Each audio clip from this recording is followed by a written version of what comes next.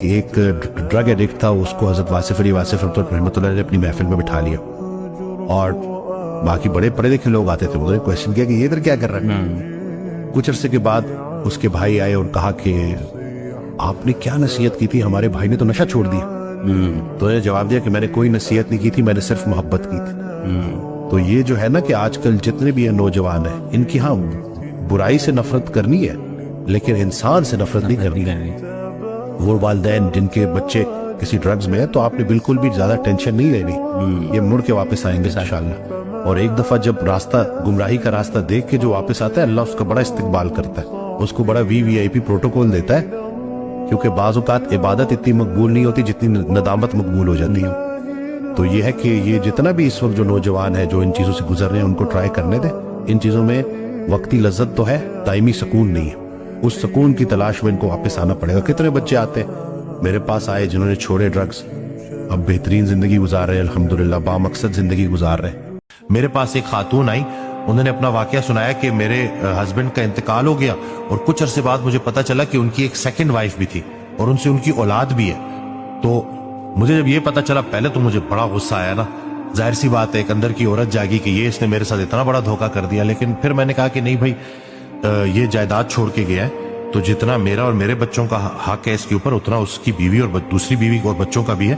تو کہتے ہیں میں نے ڈھونڈ ڈھانڈ کے اس کی وہ سیکنڈ وائف کو ڈھونڈا، اس کے پاس گئی، اس کو بٹھایا، اس کو میں نے کہا کہ یہ اسلامک طریقہ بنتا ہے، اس طریقے سے ساری یہ جائیداد ڈیوائیڈ ہوگی، تو یہ تیرا اور تیرے بچوں کا حصہ اور یہ میرا اور میرے بچوں کا حصہ۔ کہتی ہے کہ ڈاکٹر وسیم آپ یقین کریں کہ جب میں نے وہ پراپر طریقے سے تقسیم کر دی نا، وہ دن ہے، آج کا دن ہے، میرے بچوں کو کسی کام میں ذرا سی بھی رکاوٹ نہیں ہوئی۔ اللہ نے ہمارے لیے ایسے راستے بنائے کہ میرے بچے اب جو ہے نا وہ بہترین زندگی گزار رہے ہیں۔ اور میں جب مڑ کے سوچتی ہوں کہ اگر میں یہاں رک جاتی اور میں اس چیز کو نہ کرتی تو میری زندگی میں کبھی بھی برکت نہیں آتی۔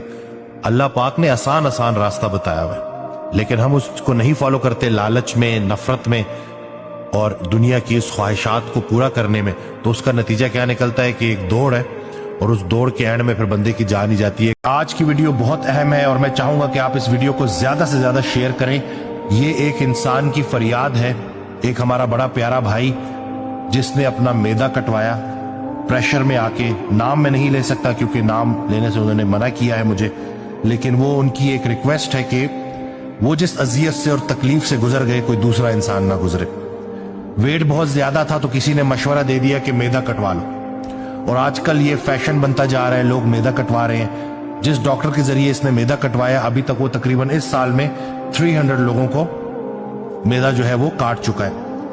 اب وہ انسان جن تکالیف سے گزر رہا ہے اس کے اوپر میں آپ کو بتا دوں کہ وہ 2 لقمے کھاتا ہے تو الٹی کر دیتا ہے، زیادہ دیر کھڑا نہیں رہ سکتا، اس کے پورے مسلز گل گئے ہیں اور اس کے جسم میں طاقت ہی نہیں ہے۔ تو خدا را آپ لوگ جب اگر وزن زیادہ ہے تو اس کو ڈائٹ اور ایکسرسائز کے ذریعے مینج کریں۔